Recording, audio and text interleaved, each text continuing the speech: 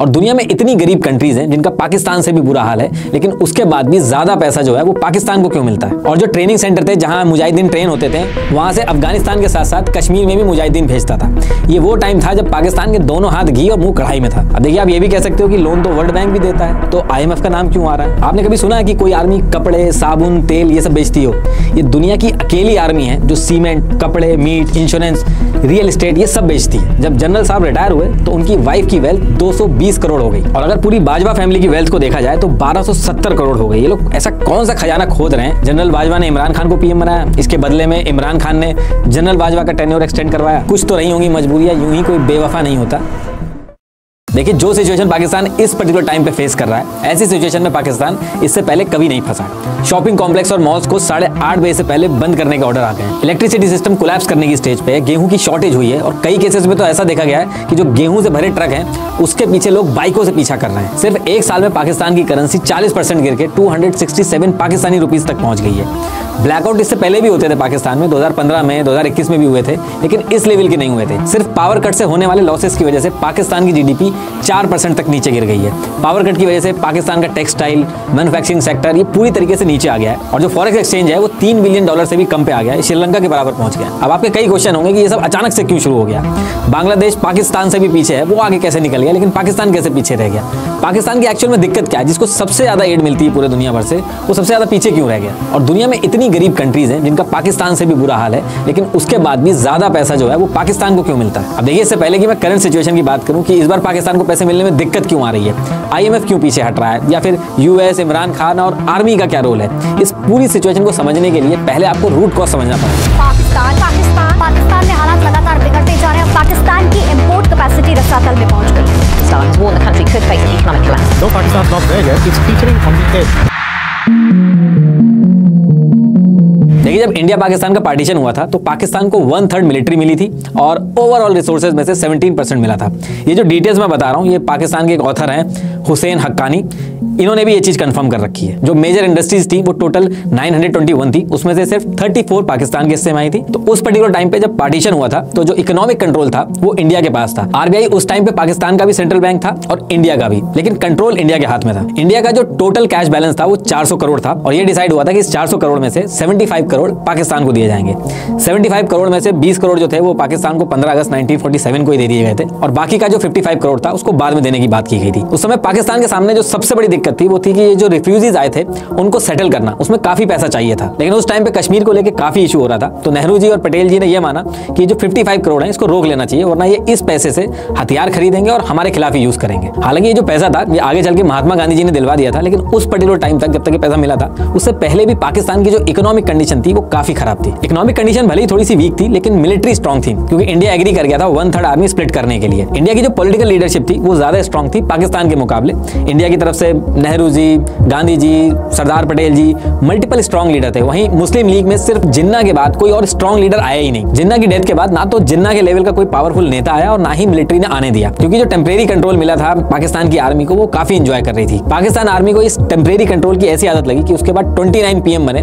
आज की डेट तक एक भी PM ऐसा नहीं है जिसने 5 साल अपने पूरे किए हो। किसी को मार दिया गया, किसी का तख्ता पलट कर दिया गया, इतने बड़े बड़े पॉलिटिशियंस को मारा गया। आज तक इनकी एक भी एजेंसी ये नहीं पता लगा पाई कि PM को मारा किसने है। इमरान खान जो थे इनको रैली में गोली मार दी गई, ये आज तक नहीं पकड़ पाए कि गोली चलाई किसने। बिना किसी बड़े हाथ के ऐसा पॉसिबल ही नहीं हो सकता कि किसी के बारे में पता ही नहीं चल रहा कि इनके PMs को मार कौन रहा है, इनके बड़े बड़े नेताओं को मार कौन रहा है। कुछ केसेस में तो लॉ को अमेंड किया गया ताकि जो पूरा कंट्रोल है वो पाकिस्तान की आर्मी के हाथ में आ जाए। इन कुछ चीजों की वजह से पाकिस्तान की जो आर्मी है उसका कंट्रोल पाकिस्तान के ऊपर शुरू से ही रहा है, और ये आगे चल के एक बहुत ही बड़ी प्रॉब्लम बनी है, वो भी आपको आगे समझ में आ जाएगा। देखिए, किसी भी कंट्री को ग्रो करने के लिए पैसा तो चाहिए ही होता है। पाकिस्तान के सामने भी यही दिक्कत थी कि उसको ग्रो तो करना ही था, लेकिन सीधे सीधे इकोनॉमिक डेवलपमेंट मुश्किल था, क्योंकि उसके लिए पॉलिटिकल स्टेबिलिटी और पेशेंस चाहिए होता है, प्रोडक्शन और एक्सपोर्ट करना होता है। तो पाकिस्तान की लीडरशिप ने इसके लिए नए नए जुगाड़ निकाले, और इसी एफर्ट्स में उसको दिखा यूनाइटेड स्टेट ऑफ अमेरिका और उसकी मिलिट्री नीड्स। पाकिस्तान को उस पर्टिकुलर टाइम पे रियलाइज हो गया था कि US का साउथ एशिया में कोई दोस्त नहीं है और उसको सोवियत यूनियन को कंट्रोल करना है, और इसके लिए उसको पाकिस्तान की जरूरत पड़ सकती है। तो इसमें उसको एक मौका दिखा। पाकिस्तान ने अपने आप को US का फ्रेंड साइन दिखाया और इसके बदले में उसको मिली फॉरेन एड। लेकिन क्वेश्चन है कि ये फॉरेन एड दी क्यों गई? देखिए, आज की डेट में आप देखते होंगे कि इंडिया के अंदर बहुत सारे यूएस के कॉल सेंटर्स हैं। यूएस के एम्प्लॉयर्स वहां के एम्प्लॉयज को छोड़ के इंडिया से बंदे हायर करते हैं। ऐसा इसलिए क्योंकि एक यूएस सिटीजन की सैलरी काफी ज्यादा होती है, उसकी जितनी भी लायबिलिटी होती है वो यूएस के एम्प्लॉयर की होती है। इंश्योरेंस, पेंशन जैसे तरह तरह के बेनिफिट्स देने पड़ते हैं। कोई एक्सीडेंट भी हुआ तो सारी रिस्पॉन्सिबिलिटी उस यूएस के एम्प्लॉयर की बनती है। इंफ्रास्ट्रक्चर मेंटेन करना, ऑफिस वगैरह, ये काफी बड़ा खर्चा होता है इसमें। लेकिन इंडिया के अंदर सारे एम्प्लॉयज कम पैसे में मिल जाते हैं और किसी की भी लायबिलिटी यूएस के एम्प्लॉयर के ऊपर नहीं होती है। सेम कॉन्सेप्ट यूएस अपनी मिलिट्री में भी यूज करता है। देखिए, यूएस यूजुअली दो तरीके से वॉर लड़ता है। अगर उसे लगता है कि स्टेक्स बहुत ज्यादा हाई हैं तो वो वॉर में खुद कूद जाता है, जैसे उसने वियतनाम में किया या फिर इराक में किया। लेकिन जब उसको लगता है कि सीधा कूदने में फायदा नहीं है तो वो शैडो वॉर लड़ता है। इसमें वो दुश्मन के दुश्मन को दोस्त बना के काम करता है। मान लीजिए, अपने इंटरेस्ट को पूरा करने के लिए यूएस अगर अपनी खुद की आर्मी भेजने लगेगा तो पहली चीज तो अपने सिटीजन को खतरे में डालेगा, और अगर उसको कुछ हो गया तो उसका पूरा खर्चा उसको देखना होगा। प्लस कंट्री के अंदर लोगों को आंसर करना पड़ेगा कि क्यों भेजा, वॉर की जरूरत क्या थी। अगर आप अपनी मिलिट्री डायरेक्ट किसी कंट्री के अगेंस्ट में भेजते हो तो वॉर लाइक सिचुएशन हो जाती है, कंट्रीज आमने सामने आ जाती हैं। इसलिए ट्रेडिशनल वॉर्स की जगह यूएस अलग अलग मिलिटेंसी ग्रुप को ट्रेन करता है, उनको आर्म्स देता है और उनकी फंडिंग करता है, जिससे कि वो अपना मकसद पूरा कर पाए। जैसे अफगानिस्तान के अंदर मुजाहिदीनों से उसने अपना काम करवाया। कई ऐसे मिलिटेंसी ग्रुप होते हैं, मुजाहिदीन होते हैं, जो पैसे लेके भी लड़ाई करते हैं। अभी जो रशिया यूक्रेन वॉर चल रही है उसमें भी आप अगर सर्च करोगे तो रशिया ने सीरियन फाइटर्स को पैसा देके रिक्रूट किया है, जिन्हें मर्सिनरीज भी बोलते हैं। ये पैसा लेके यूक्रेन के खिलाफ लड़ रहे हैं और इस मॉडल में रिस्क एकदम कम होता है। आपको भारी भारी सैलरीज नहीं देनी होती है, आपको बस वेपन्स और ट्रेनिंग प्रोवाइड करानी होती है। और इस पूरे गेम में पाकिस्तान पूरे एरिया का एक ट्रेनिंग सेंटर बन गया है और इस ट्रेनिंग सेंटर को बनाया पाकिस्तान मिलिट्री ने। जब इंडिया और पाकिस्तान आजाद हुए थे तो उस पर्टिकुलर टाइम पे दो ही सुपर पावर थी, एक यूएसए और दूसरी सोवियत यूनियन, जो अभी रशिया कहते हैं जिन्हें। सोवियत यूनियन का साउथ एशिया में बहुत ही ज्यादा इन्फ्लुएंस था। इंडिया का झुकाव भी सोवियत यूनियन की तरफ ही था। ऐसे में यूएस को पाकिस्तान एक ऑप्शन की तरह देखता था। यूएस अफगानिस्तान में अपना कंट्रोल पाने के लिए सोवियत यूनियन के खिलाफ मुजाहिदीन तैयार करता है और इन सब की ट्रेनिंग का जिम्मा लेता है पाकिस्तान। तो जब सोवियत यूनियन और अफगानिस्तान के बीच में लड़ाई चल रही थी तो उसमें रेदर देन यूएस ने अपनी मिलिट्री उतारने के मुजाहिदीन को रेडी किया। ना तो मुजाहिदीन की जान जाने पर यूएस की कोई जवाबदेही थी और ना ही भारी भारी सैलरी देनी थी, और रिस्क भी बिल्कुल खत्म हो गया था, क्योंकि अगर यूएस की मिलिट्री अफगानिस्तान में उतर के रशिया के खिलाफ लड़ती तो ये वॉर रशिया और यूएस की वॉर में बदल जाती। तो यूएस ने मुजाहिदीनों को वेपन्स दिए, इन सब की ट्रेनिंग हुई पाकिस्तान में। पाकिस्तान ने हर तरीके से मदद की इन मुजाहिदीन की, इनको ट्रेनिंग करवाई, इनको रूट दिया, इनको खाने पीने और हथियार वगैरह सब सप्लाई करा। इसमें पाकिस्तान के लिए भी फायदा था, क्योंकि बिना कुछ प्रोड्यूस करे या एफर्ट लगाए यूएस से पैसा मिलने लगा था। यूएस ये पैसा कभी एड की फॉर्म में भेजता था तो कभी ह्यूमन राइट्स के बहाने से भेजता था। यूजुअली आप देखोगे तो फॉरेन एड उन देशों को मिलता है या तो जो गरीब हो या किसी क्राइसिस से गुजर रहे हो, जैसे कोई वॉर या फिर नेचुरल डिजास्टर हो। लेकिन पाकिस्तान को एड मिलता था उसकी स्ट्रेटेजिक लोकेशन की वजह से, उसकी यूजफुलनेस की वजह से। इनफैक्ट साल का एक बजट भी फिक्स कर दिया गया था जिसमें बिलियंस ऑफ डॉलर्स आते थे पाकिस्तान को यूएस की तरफ से। लेकिन पाकिस्तान ये जो सेंटर्स थे और ये जो पैसा था और ये जो मुजाहिदीन थे, इनका यूज कश्मीर में भी करने लगा। 1964 तक पाकिस्तान में आने वाली जितनी भी फॉरेन एड्स आती थी ये इनके जीडीपी का 5% का हिस्सा बन गई थी। लेकिन इन सबके बीच में पाकिस्तान ये भूल गया था कि इन सबके बीच में बिना मतलब किसी और की लड़ाई उसने अपने सरदर्दी पे ले ली थी। लेकिन पाकिस्तान की जो जनता थी और गवर्नमेंट थी वो यूएस के इस एड और पाकिस्तान का अफगानिस्तान में हेल्प करने से बिल्कुल कुछ नहीं थी। जनता का ये मानना था कि अफगानिस्तान में ये भी हमारे जैसे ही मुस्लिम्स हैं और हम अपने ही भाइयों को मरवा रहे हैं। वहीं गवर्नमेंट इसलिए खुश नहीं थी क्योंकि एड की वजह से मिलने वाला जो पैसा था वो बस आर्मी तक ही पहुंच पाता था, क्योंकि करप्शन की वजह से पैसा नीचे तक पहुंच ही नहीं पाता था और पाकिस्तान का एक्सपोर्ट और प्रोडक्शन इतना कोई खास नहीं था। इसलिए लोगों की जो गालियां होती थी वो पाकिस्तान की गवर्नमेंट को मिलती थी। लेकिन पाकिस्तान की इकोनॉमिक सिचुएशन फिर से खराब तब होती है जब अफगानिस्तान वॉर 1989 में खत्म हो जाती है। ये जो मुजाहिदीन यूएस और पाकिस्तान ने मिलकर ट्रेन किए थे, ये अफगानिस्तान की सरकार को गिरा के तालिबान का राज हो जाता है वहाँ पे। ये उसामा बिन लादेन वगैरह ये सब यूएस ने उस टाइम पे ट्रेन किए थे और सोवियत यूनियन को बाहर करके यूएस का काम ऑलमोस्ट पूरा हो गया था। ये जो बातें मैं बोल रहा हूँ, ये जो पाकिस्तान के प्रेसिडेंट रह चुके परवेज मुशर्रफ, इन्होंने भी बोली है और ओपनली बोली है। इंटरव्यू अभी भी पड़ा इनका यूट्यूब के अंदर। अफगानिस्तान वॉर के बाद अमेरिका को पाकिस्तान की जरूरत नहीं थी। अब इस चीज का आप अंदाजा इस चीज से लगा सकते हैं कि 1989 में यूएस ने पाकिस्तान को सीधे सीधे $452 मिलियन की एड दी थी, जो 1998 तक घट के $5.4 मिलियन रह गई थी। बांग्लादेश, इंडिया जब एक्सपोर्ट करके अपनी इकोनॉमी को धीरे धीरे आगे बढ़ा रहे थे तब पाकिस्तान की मिलिट्री एड से खुश हो रही थी। अफगानिस्तान वॉर खत्म होने के बाद पाकिस्तान की जो इकोनॉमी थी उसको काफी नुकसान हुआ और उसके बाद पाकिस्तान को यूएसए ने स्टैंड बाय मोड पर डाल दिया। लेकिन पाकिस्तान की किस्मत फिर चमकती है जब 9/11 अटैक होता है। वर्ल्ड ट्रेड सेंटर में ये अटैक अलकायदा ने करवाया था और यूएस को डर था कि ये अटैक अगर दोबारा नहीं करवाना है तो अलकायदा को पूरी तरीके से खत्म करना होगा। अलकायदा अफगानिस्तान और पाकिस्तान के बॉर्डर पर ऑपरेट करता था और एक बार फिर यूएस को पाकिस्तान की जरूरत पड़ी। इस बार यूएस ने कोएलिशन सपोर्ट फंड बनाया CSF, जिसमें पाकिस्तान को काफी पैसा मिला। 2009 में यूएस ने कैरी लूगर बिल पास किया जिसने पाकिस्तान को $1.5 $5 बिलियन पर ईयर की एनुअल असिस्टेंस देने का प्रपोजल था। लेकिन ये जो पैसा मिलता था इसको पाकिस्तान यूएस के वॉर ऑन टेरर के लिए यूज करने की बजाय अपनी इकोनॉमी को बचाने के लिए यूज करता था, अपनी आर्मी को स्ट्रॉन्ग करता था। और जो ट्रेनिंग सेंटर थे जहां मुजाहिदीन ट्रेन होते थे, वहां से अफगानिस्तान के साथ साथ कश्मीर में भी मुजाहिदीन भेजता था। ये वो टाइम था जब पाकिस्तान के दोनों हाथ घी और मुंह कढ़ाई में था। पाकिस्तान आर्मी के ऊपर बाहर से मिलने वाले एड में करप्शन एलिगेशन लगते रहे। यूएस ने भी कहा कि इन्होंने हमारे एड से मिलने वाले पैसे को मिस स्पेंड किया है। और तो और इतने साल कंटिन्यूअसली एड देने के बाद भी ये पता चलता है कि ओसामा बिन लादेन पाकिस्तान में ही पकड़ा जाता है। मुल्ला उमर जो मोस्ट वांटेड था, उसकी डेथ भी पाकिस्तान के हॉस्पिटल में होती है। डोनाल्ड ट्रंप ने आते ही ये जो एड मिलता था पाकिस्तान को, इसको पूरी तरीके से बंद कर दिया और पाकिस्तान की इकोनॉमी जो बबल में थी उसको फिर से एक झटका लगता है। इन सारी चीजों की वजह से पाकिस्तान की इमेज काफी खराब हुई और फॉरेन इन्वेस्टमेंट एकदम से खत्म हो गया। बाहर की कंपनीज इतनी अनस्टेबल जगह पे अपनी कंपनी नहीं लगाना चाहती थी। उनको पता था कि उनको नुकसान होना तय है। इसके अलावा टूरिज्म भी खत्म हुआ। ये बहुत ही बड़ा फैक्टर था पाकिस्तान की इकोनॉमी कोलैप्स होने में। देखिए, पाकिस्तान और इंडिया में कई बार वॉर्स हुई हैं, लेकिन 1971 की वॉर ने पाकिस्तान को काफी वीक किया। ये बहुत ही इंटरेस्टिंग कहानी है जिसको देखिए, जब यूएस ने कुछ कदम पीछे लिए तो वहां पे एंट्री हुई चाइना की और फिर यहां पे चाइना ने लोन पे लोन देना स्टार्ट किए और इस वजह से पाकिस्तान की इकोनॉमी जो एक बबल में थी उसका प्रॉपर टेस्ट नहीं हो पाया। दुनिया में अलग अलग तरह के देश हैं, कुछ की इकोनॉमी ऑयल से चलती है, कुछ की इकोनॉमी मैन्युफैक्चरिंग से चलती है या फिर आईटी सेक्टर से चलती है, कुछ की एग्रीकल्चर से भी चलती है, लेकिन पाकिस्तान की इकोनॉमी एड और लोन से चलती है। पाकिस्तान एक एड डिपेंडेंट कंट्री है। जिस तरीके से पाकिस्तान यूएस के लिए एक स्ट्रेटेजिक लोकेशन है, ठीक उसी तरीके से पाकिस्तान चाइना के लिए भी एक स्ट्रेटेजिक लोकेशन है। इंडिया को टैकल करने में चाइना को बहुत ही आसानी रहती है। इंडिया जब तक पाकिस्तान में उलझा रहेगा, चाइना आराम से रहेगा। यही रीजन है कि चाइना ने पाकिस्तान के अंदर न्यूक्लियर पावर प्लांट बनाने में उसको मदद करी और कई एनालिस्ट तो ये भी मानते हैं कि चाइना ने पाकिस्तान को न्यूक्लियर प्रोग्राम बनाने में भी मदद करी। अब देखिए, अगर आप हमारी वीडियो देखते हैं तो आपको चाइना की जो डेट ट्रैप स्ट्रेटेजी है वो ऑलरेडी पता होगी, लेकिन मैं फिर भी मोटा मोटी बता देता हूँ। चाइना पहले मार्केट रेट से ज्यादा इंटरेस्ट पे लोन देता है, फिर जो लोन आपको बाहर से 30 साल के टेन्योर पे मिलता है उसी को चाइना अप्रॉक्स 15 साल के लिए देता है। उसके बाद जिस चीज के लिए चाइना लोन देता है, मान लीजिए वो कह रहा है कि आपकी कंट्री में हम पावर प्लांट बनाएंगे, तो बनाने से लेके हर चीज में चाइनीज वर्कर और कंपनीज होती हैं। तो जो पैसा वो लोन देते हैं वो उसी देश से कमा के एक बिजनेस करके निकल जाते हैं और ऑन पेपर पे वो लोन एज इट इज बना रहता है और लोन का जो इंटरेस्ट है वो बढ़ता रहता है। इनके क्लॉज में ये पहले से ही मेंशन करवाते हैं कि अगर लोन नहीं दे पाए तो वो जगह चाइना की हो जाएगी। इसी तरीके से श्रीलंका का जो हम्बनटोटा पोर्ट था वो चाइना के पास पहुंच गया। फिर इन्हीं सारी स्ट्रेटेजिक लोकेशन का यूज करके ये उस एरिया में रूल करते हैं। अब आप कहोगे ये जो स्ट्रेटेजी आप बता रहे हो ये तो बच्चे बच्चे को पता है, तो पाकिस्तान के जो लीडर हैं, मिलिट्री है, उनको नहीं पता होगी। तो देखिए, आपने कहावत सुनी होगी कि कुछ तो रही होंगी मजबूरियां, यूं ही कोई बेवफा नहीं होता। तो ये क्या क्या मजबूरियां रही हैं इनकी, जब मैं अभी आगे IMF की बात करूंगा तो उसमें समझाऊंगा आपको। देखिए, चाइना ने पाकिस्तान के साथ मिलकर अपने belt and road initiative BRI के under China Pakistan economic corridor CPEC 2015 में बनाना शुरू कर दिया और ये ग्वादर में भी एक पोर्ट डेवलप कर रहा है और जितना पैसा चाहिए चाइना बहुत ही आराम से दे रहा है। और पाकिस्तान भी खुश है कि IMF से लोन लेने में बहुत ही ज्यादा झिकझिक होती है और चाइना बहुत आराम से दे रहा है। चाइना ने अभी तक $30 बिलियन से ज्यादा पाकिस्तान को लोन दिया है और कुछ भी वापस नहीं आया। चाइना को भी पता है कि वो पैसा वापस नहीं आएगा, लेकिन स्ट्रेटेजिक लोकेशन में एडवांटेज उसको मिल रहा है। यहाँ वही सेम डेट ट्रैप वाला मॉडल चलता है। सारे वर्कर्स, कंपनीज वगैरह चाइना से ही आएंगे। ये जो चीज मैं आपको बता रहा हूँ, ये इमरान खान ने भी शुरू में अपनी जनता को समझाने की कोशिश की थी और उसका जब टाइम आया था तो उस टाइम पे उसने काम भी रुकवा दिया था CPEC का।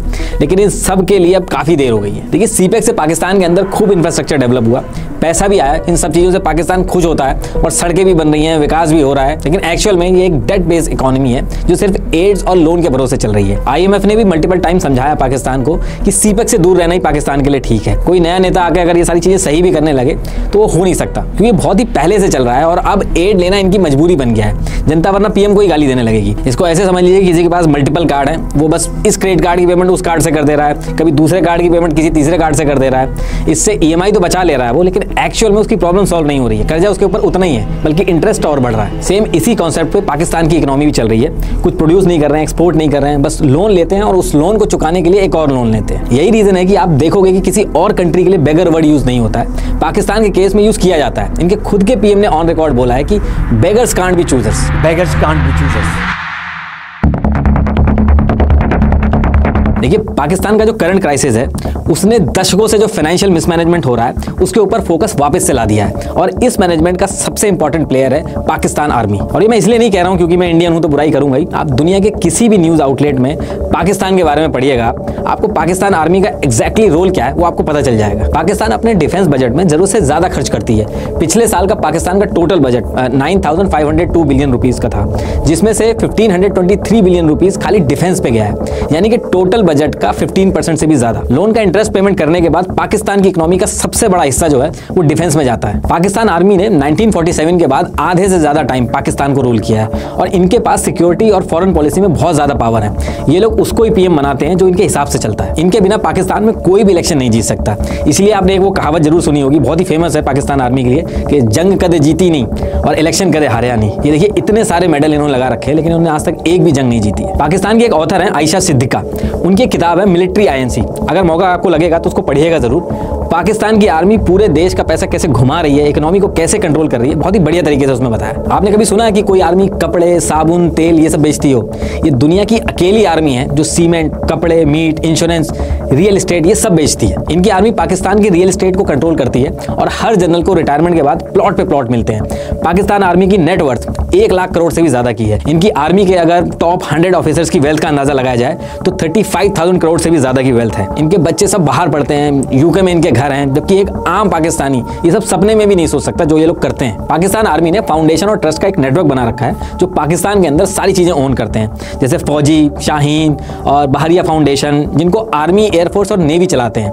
इनमें से फौजी फाउंडेशन सबसे बड़ी है। पाकिस्तान के अंदर ब्रेड तक भी मिलिट्री कंट्रोल बेकरी से बनती है। पाकिस्तान के बैंक को भी आर्मी ओन करती है और हैवी इंडस्ट्री का 1/3 और टोटल प्राइवेट एसेट का 7% हिस्सा आर्मी ओन करती है। पहले कमाते हैं और फिर लॉ में अमेंडमेंट करा के अपना फायदा करवाते हैं। आर्मी वेलफेयर ट्रस्ट और फौजी फाउंडेशन को इनकम टैक्स से भी छूट मिलती है और इस वजह से इनके सामने जो प्राइवेट कंपनीज है वो इनके सामने टिक नहीं पाती हैं। इनकी आर्मी के पास पावर और पैसा दोनों है। आप कभी नहीं देखोगे कि एक गरीब देश की आर्मी इतनी अमीर है। हर देश की एक आर्मी होती है लेकिन यहाँ पे आर्मी का ही एक देश है। आप बोल सकते हो कि मैं गलत बता रहा हूँ, लेकिन आप खुद से भी एक बार चेक करिएगा कि पाकिस्तान आर्मी चीफ जो इससे पहले थे जावेद बाजवा, इनकी वाइफ की जो 2016 में वेल्थ थी वो 0 थी। जब जनरल साहब रिटायर हुए तो उनकी वाइफ की वेल्थ 220 करोड़ हो गई। उनकी वाइफ इतने टाइम में ऐसा कौन सा बिजनेस कर रही थी कि उनकी वेल्थ इतनी हो गई? और अगर पूरी बाजवा फैमिली की वेल्थ को देखा जाए तो 1270 करोड़ हो गई। ये लोग ऐसा कौन सा खजाना खोद रहे हैं जो इनकी वेल्थ इतनी ज्यादा हो गई है? सैलरी जोड़ दो आप, उसके हिसाब से इतनी वेल्थ नहीं बैठती है, लेकिन उसके बाद भी इतना पैसा आ कहां से रहा है? तो आप थोड़ा सा भी कॉमन सेंस लगाओगे तो आपको पता चल जाएगा कि कुछ तो गड़बड़ है इसमें। लेकिन ये सारी चीजें क्वेश्चन तब हो पाएंगे जब मीडिया ये सारे क्वेश्चन लेके आए। लेकिन मीडिया और सुप्रीम कोर्ट वगैरह हर जगह इनका कंट्रोल है। मल्टीपल ऑब्जर्वर्स का ये मानना है कि अगर पाकिस्तान की इकोनॉमी को ग्रो करना है तो इकोनॉमी में पाकिस्तान आर्मी का रोल जो है वो खत्म करना होगा। लेकिन इस डायरेक्शन में अगर कोई छोटा सा भी एफर्ट होता है तो उसको वहीं पे फेल कर दिया जाता है, उसको वहीं रोक दिया जाता है, क्योंकि इसकी वजह से पाकिस्तानी बिजनेसेस ग्लोबली कंपटीशन में नहीं आ पा रहे हैं और इनका जितना भी प्रॉफिट होता है वो सारा आर्मी के जनरल्स, रिटायर्ड जनरल्स को ट्रांसफर होता रहता है। पाकिस्तान आर्मी पाकिस्तान के सबसे बड़े रियल एस्टेट डेवलपर है। इनके पास 50 से ज्यादा हाउसिंग प्रोजेक्ट हैं, जिसमें इस्लामाबाद में 16,000 एकड़, कराची में 12,000 एकड़ की जमीन है जो इनको पाकिस्तान गवर्नमेंट से फ्री ऑफ कॉस्ट में मिली है। हायर अथॉरिटी में कोई भी हो जो भी इनके हिसाब से नहीं चलता उसको ये लात मार के निकाल देता है। पाकिस्तान के अंदर आर्मी की हेल्प से ही पीएम बनता है और जब पीएम बन जाता है तो वो आर्मी चीफ के हिसाब से ही चलता है। जनरल बाजवा ने इमरान खान को पीएम बनाया, इसके बदले में इमरान खान ने जनरल बाजवा का टेन्योर एक्सटेंड करवाया। लेकिन दिक्कत तब हुई जब जनरल बाजवा का टेन्योर खत्म हो रहा था और जनरल बाजवा अपने हिसाब से ही अपना आर्मी चीफ रखना चाहते थे। वो सैयद असीम मुनीर को अपना आर्मी चीफ बनाना चाहते थे। लेकिन इमरान खान के सामने भी दिक्कत थी। उनको ये पता था कि अगर सैयद असीम मुनीर आर्मी चीफ बनेंगे तो अगले इलेक्शन में वो उनको सपोर्ट नहीं करने वाले।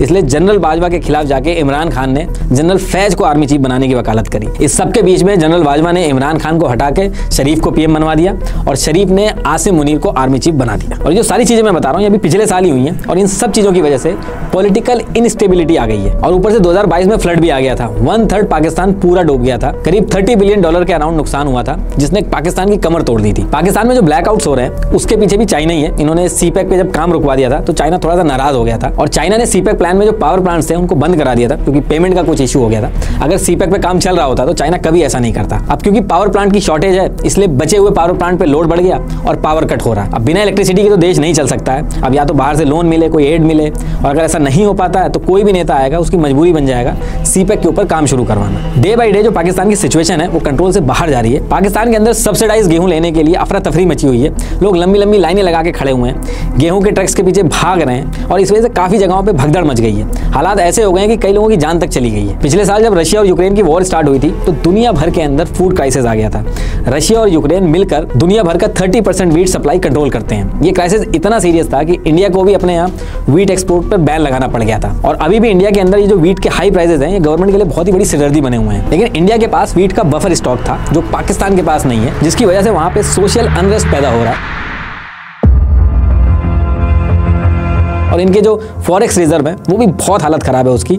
$3 बिलियन से भी कम पे पहुंच गए हैं और पता नहीं कितने दिन तक ये टिकेंगे। ये बहुत ही कम अमाउंट है। देखिए, जब भी आप बाहर किसी कंट्री में जाते हैं तो इंडियन रुपीस को उस पर्टिकुलर कंट्री की करेंसी में चेंज करवाते हैं, क्योंकि आपको वहां की चीजें खरीदनी होती हैं। कोई भी कंट्री ऐसी नहीं है जो अपने देश में सारी चीजें प्रोड्यूस करती है। अब जैसे गाड़ियां चलानी है, मशीनरी यूज करनी है तो ऑयल की जरूरत होगी। अगर आपकी कंट्री में ऑयल प्रोड्यूस नहीं होता है तो आपको बाहर से एक्सपोर्ट करना होगा, और अगर बाहर से चीजें खरीदनी है तो आपको बाहर की करेंसी की जरूरत होगी। जैसे आप जब किसी देश में जाते हैं तो वहां जाने से पहले अपने पास करेंसी रखते हैं, ऐसे ही कंट्री अपने फॉरेक्स रिजर्व मेंटेन करती है, जिसमें वो चीजें रखती है जिसकी इंटरनेशनल मार्केट में वैल्यू होती है, जैसे गोल्ड, यूएस डॉलर, बॉन्ड्स वगैरह, ये सारी चीजें रखी जाती हैं। अब इन सब की जगह अगर मान लो कि आप पाकिस्तानी रुपये अपने फॉरेक्स रिजर्व में रखोगे तो उसका कोई फायदा नहीं होगा। अब आप मार्केट में जाके पाकिस्तानी डॉलर दोगे तो वो कहेगा कि इसका मैं क्या करूंगा, ये पाकिस्तान के अलावा कोई लेगा नहीं, और पाकिस्तान जो एक्सपोर्ट करता है वो मेरे किसी काम का नहीं है। पाकिस्तान में टेक्सटाइल और डोंकीज जो है वो बल्क में एक्सपोर्ट होते हैं, तो इसलिए कंट्रीज अपने फॉरेक्स रिजर्व में डॉलर्स और गोल्ड वगैरह रखती हैं जो ऑल ओवर वर्ल्ड में एक्सेप्टेड हो, ताकि देश की जरूरतें डेली बेसिस पे पूरी हो सके। आप सुनते होंगे कि इतने दिन का फॉरेक्स रिजर्व बचा है, तो इसका यही मतलब होता है। तो ये बहुत ही बड़ी दिक्कत है पाकिस्तान के लिए। अब पाकिस्तान की हालत एक तो वैसे ही कमजोर थी,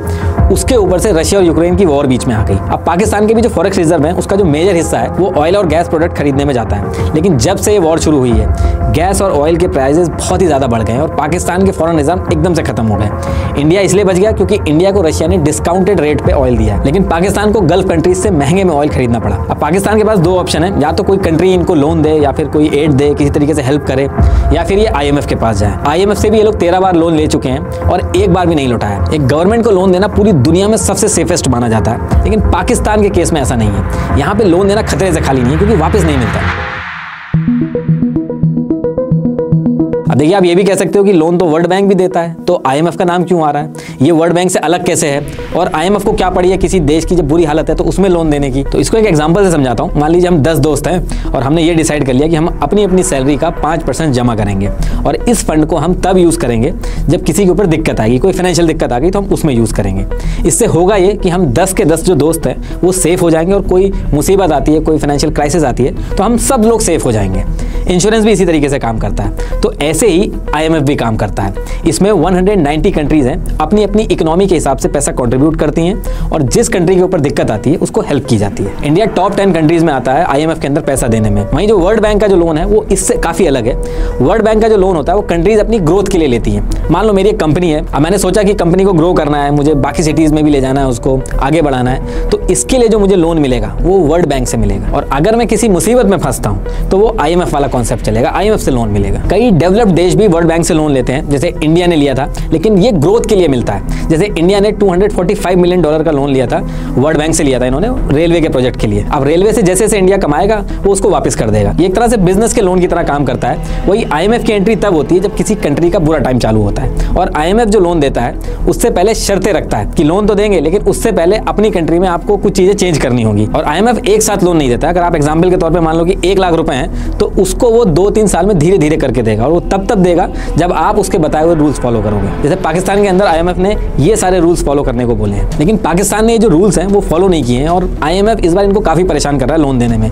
10 दिन IMF की टीम इस्लामाबाद में रह के चली गई, अभी तक लोन नहीं दिया है। वो कह रहे हैं कि पाकिस्तान रूल्स ही फॉलो नहीं कर रहा है, और इनके जो रूल्स हैं IMF के, पाकिस्तान के लिए उनको फॉलो करना बहुत ही ज्यादा टफ हो गया। IMF के रूल के हिसाब से पाकिस्तान को गैस, इलेक्ट्रिसिटी, पेट्रोल, इन सब के जो प्राइस हैं उनको बढ़ाने चाहिए, लेकिन पाकिस्तान उल्टा कर रहा है, उनको सब्सिडीज दे रहा है। और पाकिस्तान की मजबूरी, अगर सब्सिडी नहीं देगा तो जो अभी महंगाई चल रही है उससे और ज्यादा हो जाएगी। तो पाकिस्तान जो है वो दोनों तरफ से फंसा हुआ है। IMF ने जो आर्मी के जो ऑफिशियल्स हैं उनकी जो टैक्स रिपोर्ट है वो भी मांगी है, ताकि पता चल सके कि सारा पैसा जा कहां से रहा है। एक गरीब देश में आर्मी कैसे अमीर हो रही है, उस पर कोई इफेक्ट क्यों नहीं पड़ रहा है। इसके साथ साथ आर्मी का जो बजट है IMF उसमें भी कटौती करने को कह रहा है, और यही कुछ रीजन है कि पाकिस्तान की आर्मी IMF की बजाय बाकी कंट्रियों से लोन ले लेगी, उनसे एड ले लेगी, उनसे जाके पैसे मांग लेगी, लेकिन IMF को अवॉइड करती है। इस बार भी देखना आपको अचानक से सुनाई में आएगा कि इस कंट्री ने रिलीफ पैकेज दे दिया, क्योंकि जाके अंदर सीक्रेट डील कर लेते हैं।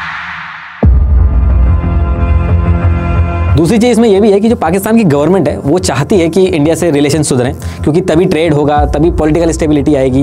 लेकिन पॉलिटिकल एनालिस्ट जो हैं वो ये मानते हैं कि पाकिस्तान आर्मी कभी नहीं चाहती कि इंडिया से रिलेशन सुधरें, क्योंकि अगर इंडिया से रिलेशन सुधर गए तो ये जो हजारों करोड़ का बजट लिया जाता है आर्मी के नाम पे, उस पर क्वेश्चन उठेंगे।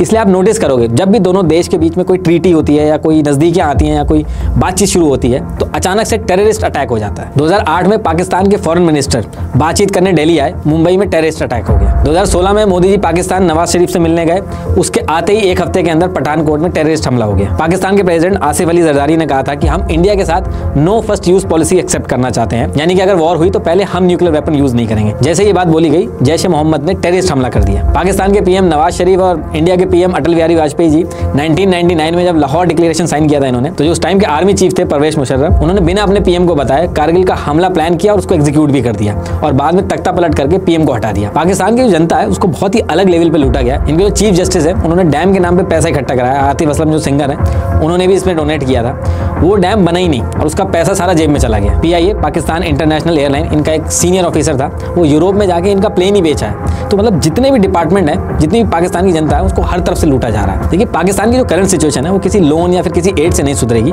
लॉन्ग रन में पाकिस्तान की जो सिचुएशन है वो आर्मी से हट के जब चीजें पॉलिटिशियंस के हाथ में जाएंगी तभी सुधर पाएंगी।